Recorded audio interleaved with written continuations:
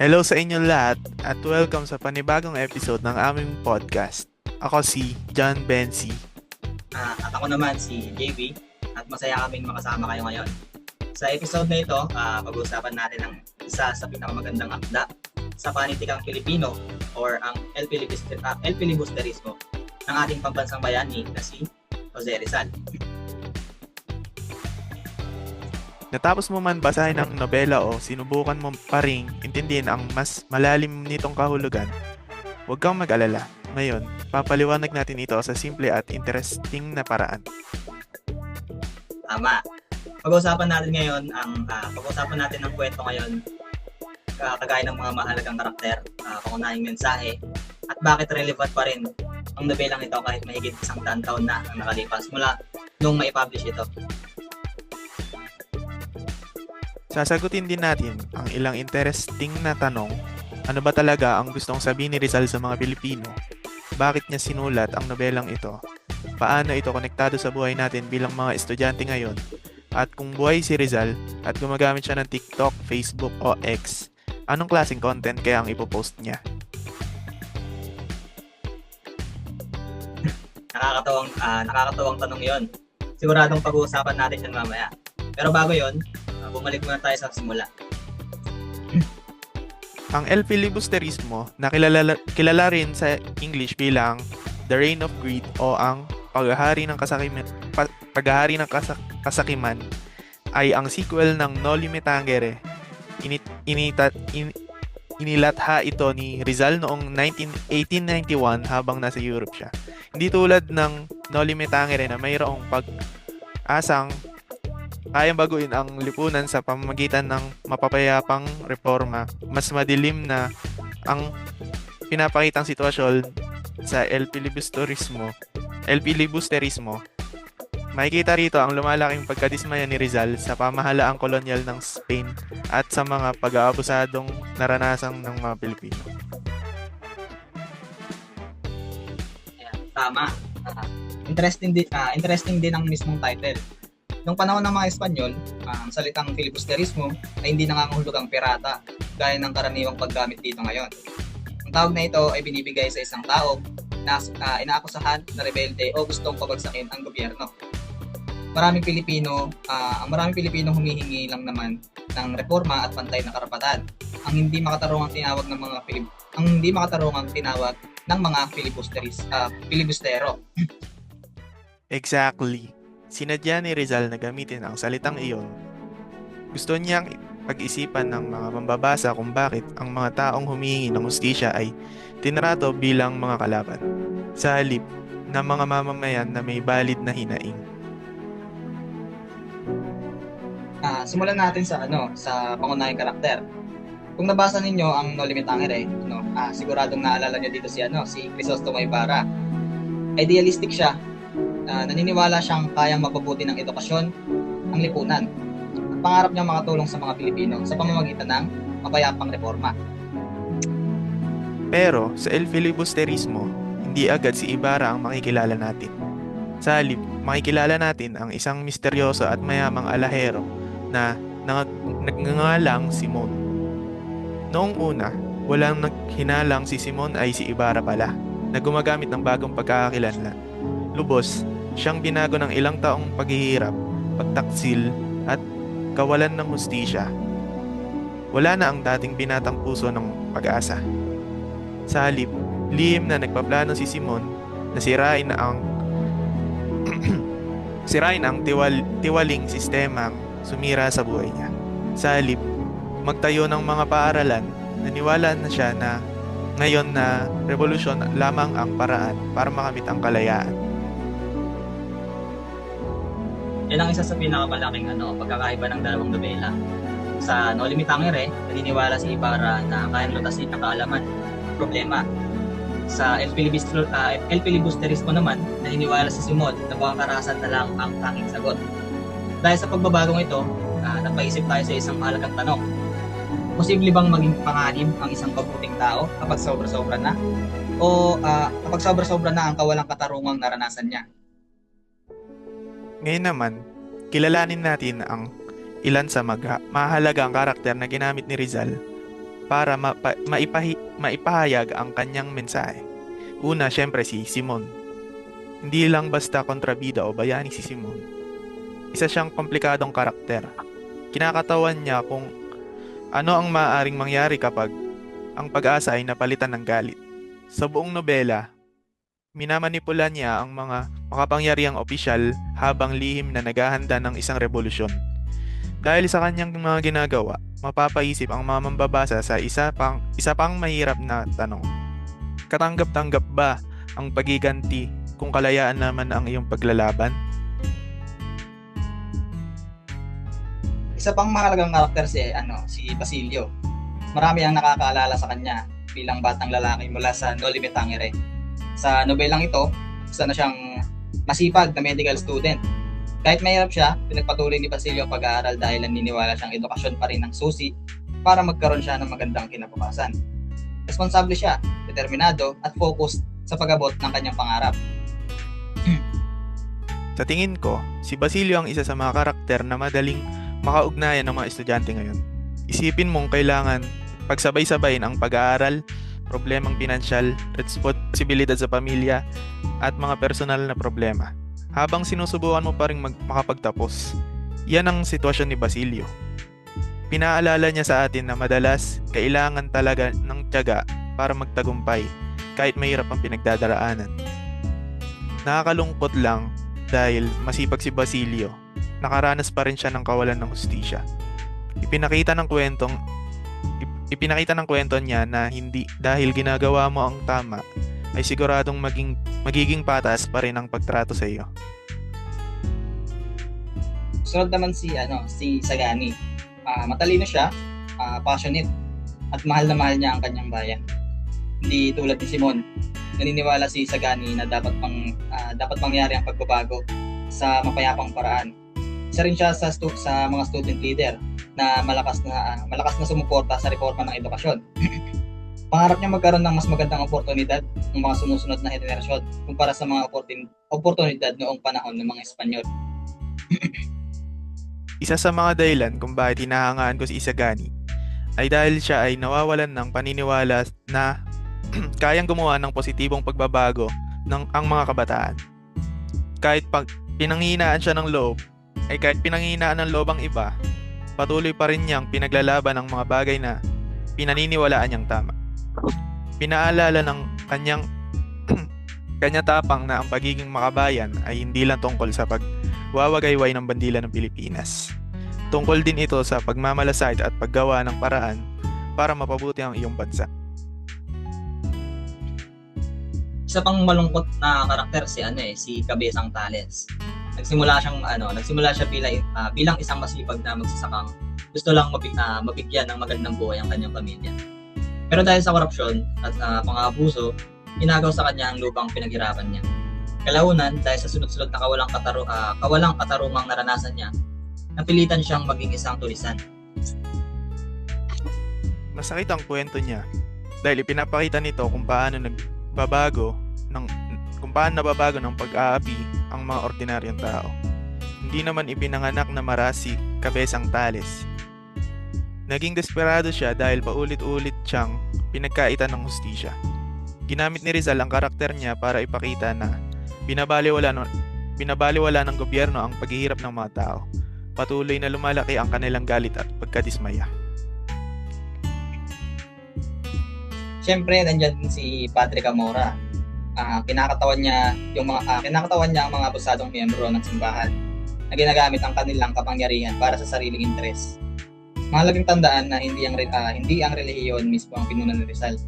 Ang pinupunan niya ay yung mga taong ginagamit ang relihiyon para pagsamantalahan ng iba. Exactly. Yan ang isa sa mga madalas na hindi naintindihan tungkol kay Rizal. Nirerespeto niya ang pananampalataya, pero naniniwala siyang dapat magpakita ang mga religious leader ng katapatan, kababaang loob, at malasakit sa halip na abusuin ng kanilang kapangyarihan.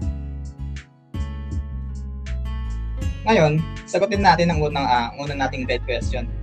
Ang tanong, ano ang pangunahing mensahe o tema ng El Filibusterismo? At bakit ito mahalaga noong panahon ni Rizal? Para sa akin, malinaw ang pangunahing mensahe.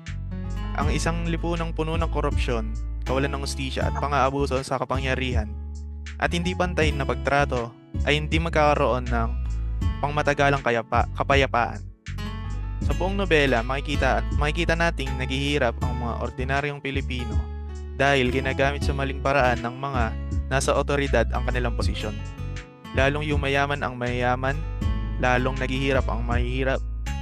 Pinagkakaitan ng oportunidad ang mga estudyante, nawawalan ng kabuhayan ang mga manggagawa at pinarurusahan ang mga taong nagsasabi ng katotohanan.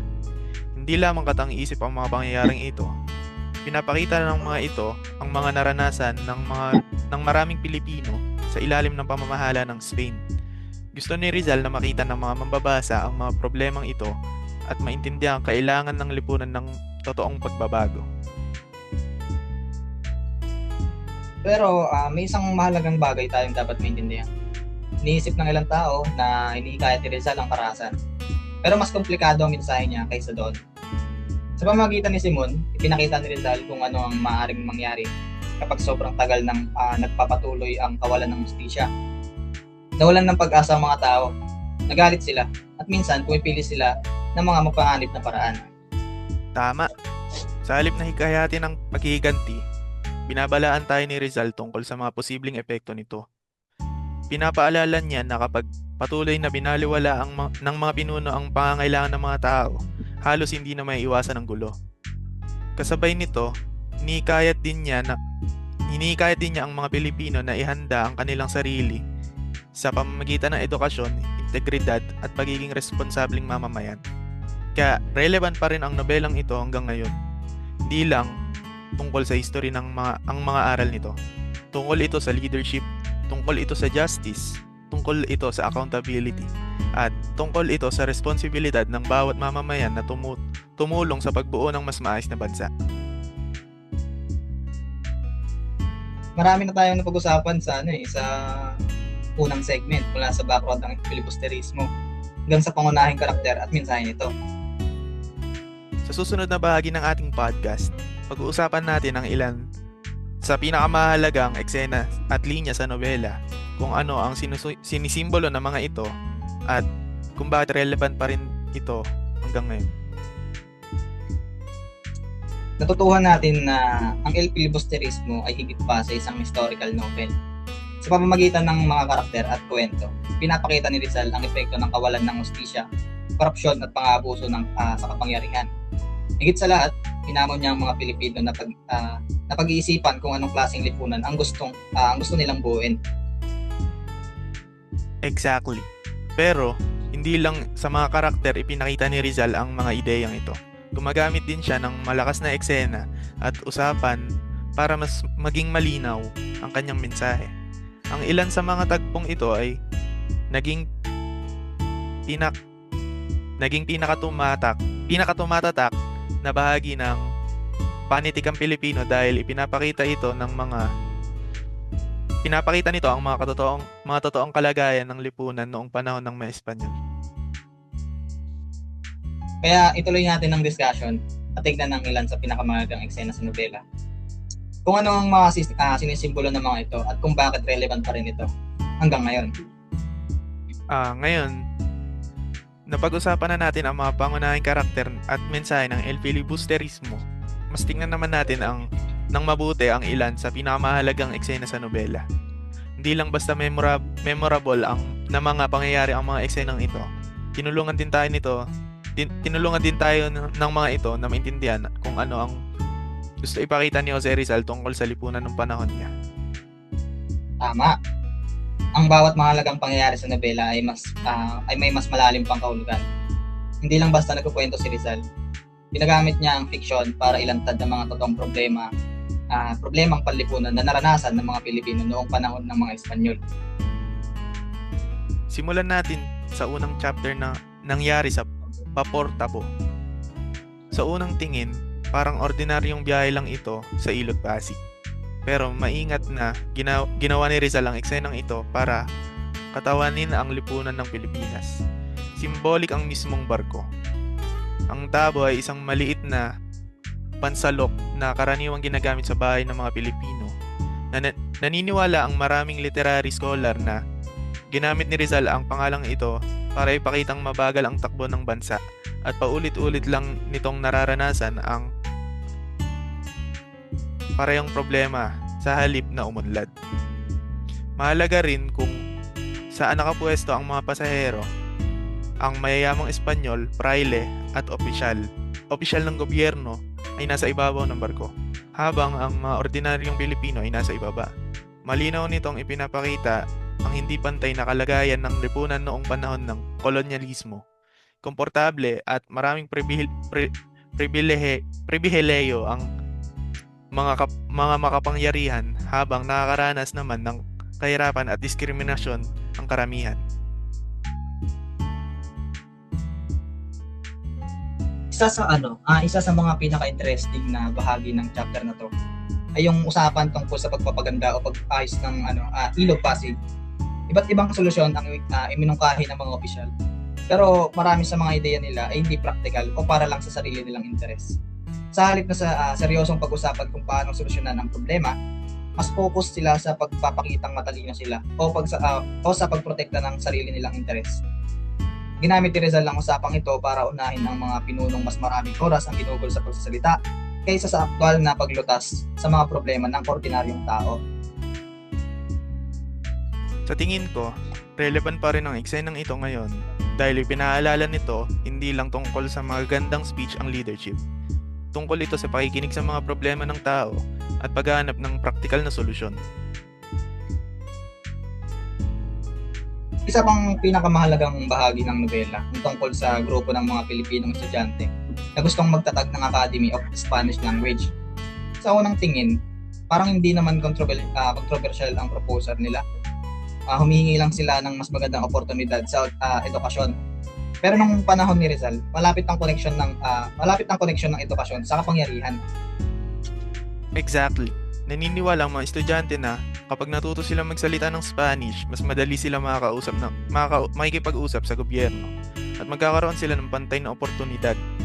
Pero, maraming nasa autoridad ang tumutol sa proposal dahil natatakot silang magsimulang magtanong ang mga edukadong Pilipino tungkol sa kawalan ng hustisya at humingi ng pantay na karapatan. Naniniwala si Rizal na ang edukasyon ay isa sa pinakamalakas na pundasyon ng kalayaan. Ang mga taong marunong mag-isip ng mabuti ay hindi basta-basta tatanggap ng pang-aapi ng hindi nagtatanong. Pinapaalala rin ang eksenang ito na hindi lang tungkol sa pagpasa ng exam o pagkuha ng degree ng edukasyon. Tinuturuan tayo ng edukasyon na magsuri ng impormasyon, makita ang kawalan ng hustisya, maging responsableng bahagi ng lipunan. Kaya ay tinuturing ni Rizal na napakalaga ng edukasyon para sa pag-unlad ng bansa. Isa sa mga pinaka-emosyonal na eksena sa nobela ang pagkakakulong ni Basilio. Isipin mong ilang taon kang nagsikap para maging doktor, habang nilalaban ng kahirapan at personal na pagkawala, tapos bigla kang aarestuhin kahit wala ka namang ginagawang krimen. Yan mismo ang nangyari kay Basilio. Sa halip na protektahan ng mga inosente, inabuso ng mga nasa otoridad ang kapangyarihan. Ipinapakita ng pag-aaresto sa kanya kung paano pumalpak ang hustisya kapag mas pinapahalagan ng mga nasa kapangyarihan ang pagkontrol sa mga tao kaysa sa katotohanan. Pinapakita rin ang karanasan ni Basilio kung gaano kahirap para sa maraming Pilipino na magtagumpay noong panahon ng kolonyalismo. Kahit gaano kasipag o katapat ng isang tao, maaari pa rin siyang maging biktima ng korupsyon o maling paratang. Gusto ni Rizal na maintindihan ng mga mambabasa na ang totoong hustisya ay dapat nagpoprotekta sa mga inosente, hindi nagpaparusa sa kanila. Sa tingin ko, may mahalagang itinuturo ang kwento ni Basilio tungkol sa resilience o kakayahang bumangon. Kahit marami siyang pinagdaan ng problema, patuloy pa rin siyang sinusubukang magkaroon ng mas magandang kinabukasan. Ipinaalala ng kanyang determinasyon sa mga estudyante ngayon na hindi dapat pigilan ng mga pagsubok ang pag-aabot natin sa ating mga pangarap. Ngayon naman, pag-usapan natin ang isa sa pinakamatinding bahagi ng nobela. Ang plano ni Simon para sa revolusyon. Matapos ang iilang taong lihim na pag-impluwensya sa mga makapangyarihang opisyal, naghanda si Simon ng isang pagbomba na pinaniniwalaan niyang papatay sa maraming tiwaling pinuno. at magsisimula ng isang revolusyon sa buong bansa. Para sa kanya, karahasan ang pinakamabilis na paraan para makamit ang kalayaan. Ang interesting dito ay hindi pinakita ni Rizal ang plano bilang isang bagay na dapat ipagdiwang ng mga mababasa. Sa halip, gusto niyang questionin natin ito. Makakamit ba talaga ang pangmatagalang kapayapaan sa pamamagitan ng karahasan? Katanggap-tanggap bang isakripisyo ang mga inosenteng tao para sa isang malaking layunin? Mahirap sagutin ang mga tanong na ito. At hindi rin nagbigay si Rizal ng simpleng sagot. Sa halip, hinayaan niya ang mga mambabasa na pag-isipan ang mga posibleng epekto ng paghihiganti. Isa sa mga paborito kong eksena ay tungkol sa kay Isagani. Nung hindi binibigay ang lahat ng detalye, nalaman ni Isagani na maraming inosenteng tao ang nasa panganib. Sa halip na nanahimik, sinugal niya ang sarili niyang kaligtasan para pigilan ang isang trahedya. Lubos na binago ng kanyang ginawa ang takbo ng kwento. Ipinapakita ng eksenang ito ang pagkakaiba ng tapang at paghihiganti. Naniniwala si Simon na kailangan ang karahasan para makamit ang hustisya. Naniniwala naman si Isagani na dapat laging protektahan ang buhay ng mga inosente. Ginamit ni Rizal ang dalawang karakter para ipakita ang dalawang magkaibang paraan ng pagharap sa pang-aapi. Inikahit ang mga mababasa na pag-isipan kung aling paraan ba talaga ang nagdadala ng makabuluhang pagbabago. Personally, nangaan ko si Isagani dahil pinakita niyang hindi palaging tungkol sa pakikipaglaban ng tapang. Minsan, ang tunay na tapang ay pagpili ng malasakit kahit napapalibutan ka na ng galit. Habang papalapit sa ending, ang nobela, mababasa natin ang isa sa pinakamabuluhang pag-uusap ni Simon at Padre Florentino. Matapos mapagtantong nabigo ang kanyang mga plano, pinag-isipan ni Simon ang lahat ng nangyari. Sa halip na galit, karunungan ang naging tugon ni Padre Florentino. Isa sa pinakamahalagang ideya sa usapan nila ay hindi basta-basta nakakamit ang kalayaan sa pamamagitan ng karahasan o paghihiganti. Pinaliwanag ni Padre Florentino na nagiging karapat-dapat ang isang bansa sa kalayaan kapag ang mga mamamayan nito ay may integridad, edukasyon, responsibilidad at totoong pagmamahal sa bayan. Sa madaling salita, hindi sapat ang political freedom.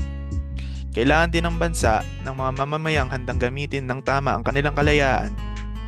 Para sa akin, isa ito sa pinakamagagandang aral sa El Filibusterismo dahil totoo pa rin ito hanggang ngayon. Kahit saan man tayo nakatira, hindi lang nakasalalay sa mabubuting pinuno ang pag-unlad. Kailangan din ng mga responsableng mamamayan.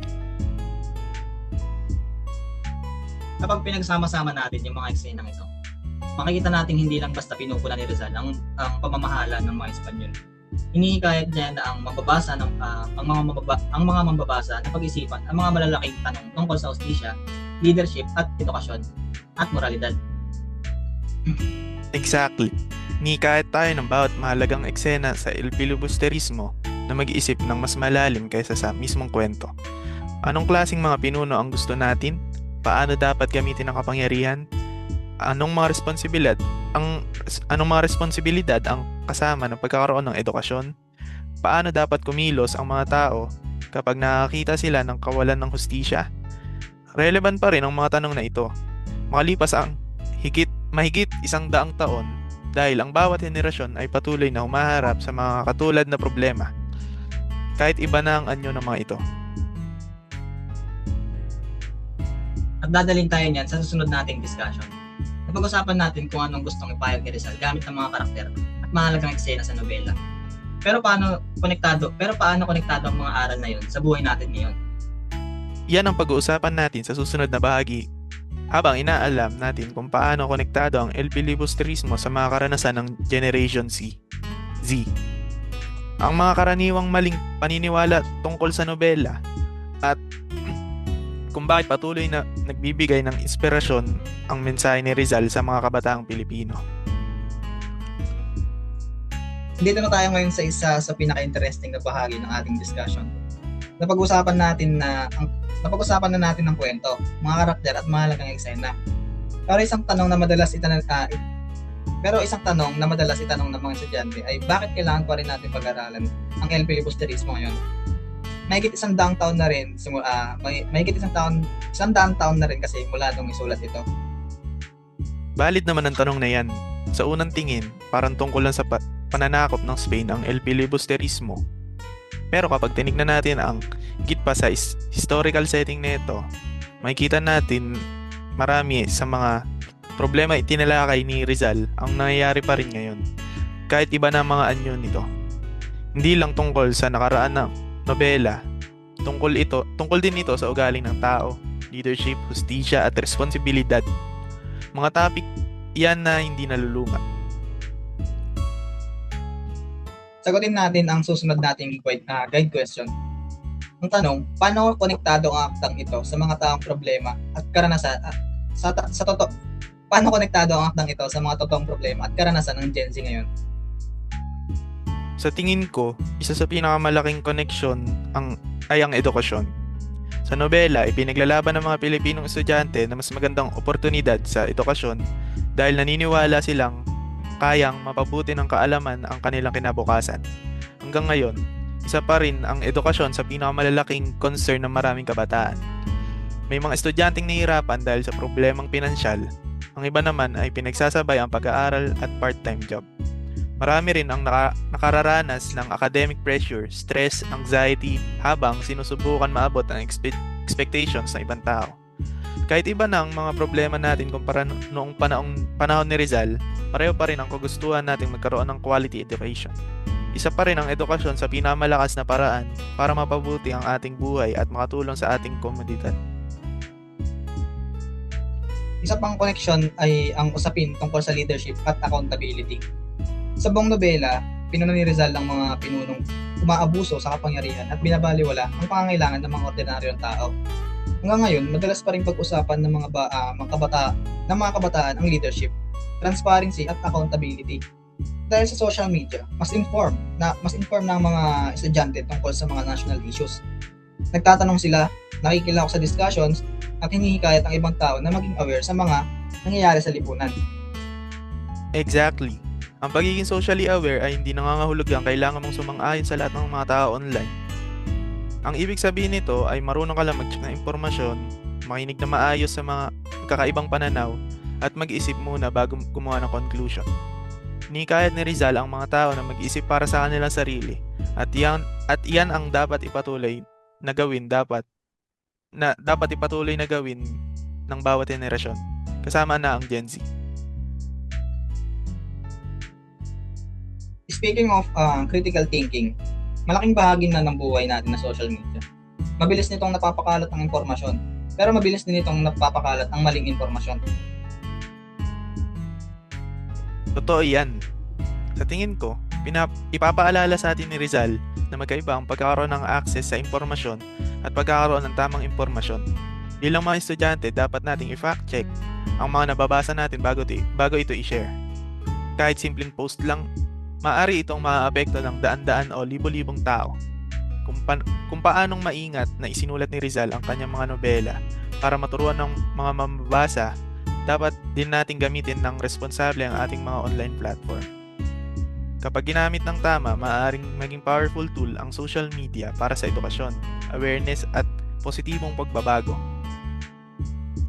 Isa pang aral mula sa El Filibusterismo, ang kahalagahan ng paninindigan para sa tama. Maraming karakter sa nobela ang humarap sa may hirap na desisyon. May mga nanahimik dahil natatakot sila. Meron namang pinipiling magsalita kahit may kapalit ng panganib. Sa tingin ko, relatable yan para sa marami estudyante. Minsan, nakakita tayo ng bullying, cheating, discrimination o hindi patas na pagtrato. Madalas, mas madaming nananahimik kaysa makialam. Pero ipinapaalala ni Rizal na minsan ang pananahimik ay nagbibigay daan para magpatuloy ang kawalan ng hustisya. Hindi naman kailangan sobrang laki agad ng gawin natin para manindigan para sa iba. Minsan, nagsisimula lang ito sa pagsabi ng totoo, pagtulong sa klase, pag-report ng unfair treatment, o pagtangging sumali sa isang bagay na alam nating mali. Malaki ang maaaring maging epekto ng maliliit na paggawa ng integridad. Punta naman tayo sa isa pang guide question. Ano ang isang karaniwang maling paniniwala tungkol sa aktang ito? At paano natin ito maitatama gamit ang mga ebidensya mula sa nobela? Isa sa pinakamalaking maling paniniwala ay hinihikayat daw ng El Filibusterismo ang karahasan at revolusyon. Maraming tao ang nakafocus lang sa plano ni Simon na pabagsakin ng gobyerno, kaya iniisip nila ang suportado ni Rizal ang maras na paghihimagsik. Pero kapag binasa nating mabuti ang buong nobela, makikita natin na hindi iyon ang totoong mensahe. Pinakita ni Rizal ang plano ni Simon, pero pinakita niya rin ang naging epekto nito, nabigo ang revolusyon. Maraming inosenteng tao ang nalagay sa panganib, at higit sa lahat, napagtanto rin ni Simon na hindi kaya magdala ng tunay na kalayaan ang galit at paghihiganti. Yan nagiging napakalaga ni Padre Florentino. Malapit sa ending ng nobela, pinaliwanag niyang dapat makamit ang kalayaan sa pamamagitan ng mabuting asal, edukasyon, responsibilidad at pagmamahal sa bayan. Sa madaling salita, naniniwala si Rizal na kailangan ng mga mamamayang may moralidad at responsibilidad para magkaroon ng pangmatagalang pagbabago, hindi lang puro galit o karahasan. Exactly. Sa halip na gawing maganda ang paghihiganti, binabalaan talaga ni Rizal ang mga mambabasa kung anong maaaring mangyari kapag nawalan ng pag-asa ang mga tao dahil sa kawalan ng hustisya. Tinuturo ng nobela na hindi magkakaroon ng pangmatagalang kapayapaan kung lulutasin natin ang isang kawalan ng hustisya sa pamamagitan ng paggawa ng panibagong kawalan ng hustisya. Kailangan ng tapang at integridad sa pagbuo ng isang maayos na bansa. Ang isang maling paniniwala na dapat nating banggitin. Iniisip ng ilang tao na galit si Rizal sa relihiyon. Pero hindi yun accurate. Ang pinupuna ni Rizal ay ang mga miyembro ng simbahan na umaabuso sa kanilang kapangyarihan ay hindi ang relihiyon mismo. Ang mga karakter na tulad ni Padre Camora ay kumakatawan sa korupsyon sa loob ng mga institusyon.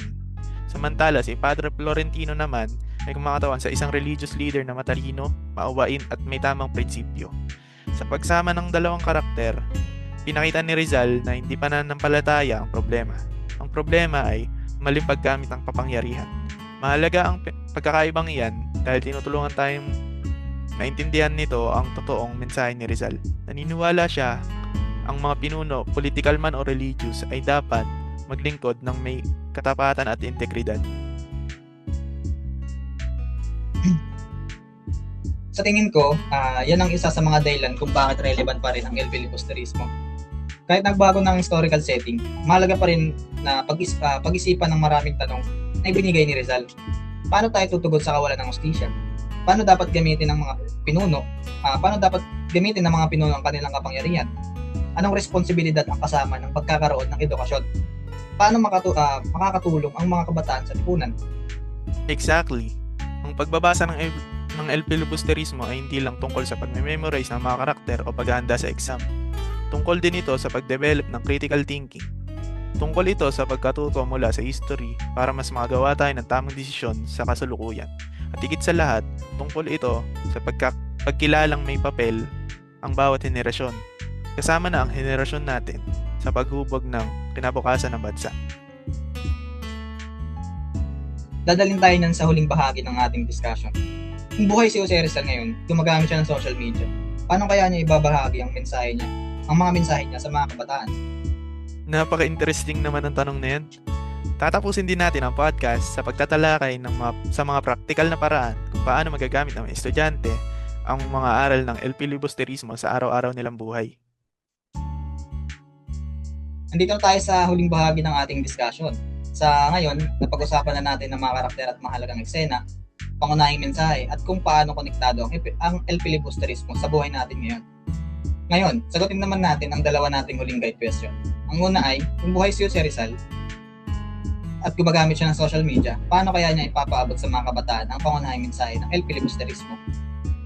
Talagang interesting ng tanong na yan. Dahil kahit nung panahon niya, mahusay na komunikator si Rizal. Dahil kahit wala pang internet noon, na-impluwensyahan niya ang libo-libong tao sa pamamagitan ng kanyang mga isinulat. Isipin na lang natin kung ano magagawa niya ngayon gamit ang social media. Sa tingin ko, Hindi gagamitin ni Rizal ang social media para lang dumami ang followers niya o sumikat. Malamang gagamitin niya ito para mag-educate, maghikayat ng mga meaningful discussion at mag-inspire ng mga tao na mag-isip na mabuti tungkol sa mga problema ang nakakaapekto sa lipunan. Halimbawa, imagine ko si Rizal gagawa ng maikling educational video sa TikTok sa mga pangyayari sa history at hikayatin ng viewers na i-check munang impormasyon bago paniwalaan o i-share. Baka mag-upload din siya ng YouTube video tungkol sa social issues, edukasyon at pagiging responsableng mamamayan. Sa Facebook o Instagram, maaari siya mag-post ng article, infographics at personal na refleksyon tungkol sa mga current event. Lagi rin niyang hikayatin ang mga tao na magtanong sa halip na basta na lang maniwala sa mga nakikita nila online. Sa tingin ko, magiging active din si Rizal sa mga platform gaya ng Twitter or X. Hindi siya natatakot na sabihin ng kanyang mga ideya, pero sinusuportahan siya ng mga iyon, gamit ang mga ebidensya at maayos na pag-iisip. Sa halip na magpakalat ng galit o maling impormasyon, malamang hikayatin niya ang mga tao na magkaroon ng respetadong discussions at pag-usapan ang mga issue gamit ang facts. Ipapaalala niya sa atin ng freedom of expression ay may kasama ring responsibilidad na maging totoo at magalang. Exactly. Kung may isang bagay tayo na matututunan kay Rizal, yun ang may kapangyarihan ng ating mga salita. Nagsusulat man tayo ng nobela, nagpo-post sa social media o nagko-comment lang online, maaaring maimpluwensyahan ng ating mga salita kung paano mag-isip at kumilos ang mga ibang tao. Kaya dapat nating gamitin ng responsable ang ating boses. Punta naman tayo sa huli nating guide question. Ang tanong, ano ang mga konkretong bagay na maaaring gawin ng mga estudyante ngayon para may isabuhay ang mga aral ng El Filibusterismo? Sa tingin ko, ang unang pinakamahalagang gawin ay pahalagaan ang edukasyon. Naniniwala si Rizal na binibigyan ng edukasyon ang mga tao ng kaalaman at critical thinking skills na kailangan para mapabuti ang lipunan. Bilang mga estudyante, hindi lang dapat tayo nag-aaral para pumasa sa exam. Dapat din tayo nag-aaral para maging responsable at informed na mamamayan. Di natatapos ang loob ng classroom ang pag-aaral. Dapat patuloy tayo nagbabasa, nagtatanong at maging curious tungkol sa mundong nakapaligid sa atin. Isa pang mahalagang gawin ay ang pagsasanay ng honesty at integrity. Ang integrity ay paggawa ng tama kahit wala nakatingin. Pag-iwas man ito sa cheating sa exam, pagbibigay ng proper credit kapag ginamit natin ang gawa ng ibang tao, o pag-amin sa ating mga pagkakamali.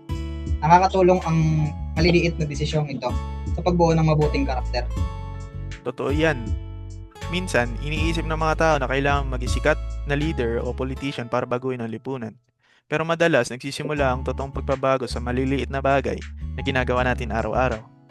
Ang pagiging honest, pagtupad sa pangako, patas na pagtrato sa ibang tao, at pagrespeto sa lahat kahit ano pa ang kanilang background ay meaningful contributions na. Bawat responsableng desisyon na ginagawa natin ay nakakatulong sa paggagawa ng mas maayos na komunidad. Tapusin na natin to, pre. Dito na nagtatapos ang discussion natin. Para sa araw na to, sana ay nakatulong ang usapang ito para mas maintindihan ninyo ang El Filibusterismo ng higit pa sa plot at mga karakter nito. Sa halip na tignan ito bilang isa lang nobela, kailangan basahin para sa klase. Sana ay maalala ninyo ito bilang isang timeless na paalala na mahalaga ang edukasyon, integridad, tapang at malasakit sa pagbuo ng isang magandang lipunan. Maraming salamat sa pakikinig sa aming podcast. Sana ay may bago kayong natutunan at sana ay nahikayat kayo ng discussion namin na balikan ang akda ni Rizal ng may mas malalim na pag-unawa at pagpapahalaga. Muli, ako si JB. At ako naman si John Benzi. Maraming salamat sa pakikinig at magkita-kita tayo sa susunod naming episode. Patuloy lang na maging curious, patuloy na matuto at patuloy na gumawa ng positibong pagbabago kung saan man kayo naroroon. Paalam sa inyong lahat at maraming salamat sa pagsama sa amin. Thank you. Bye-bye.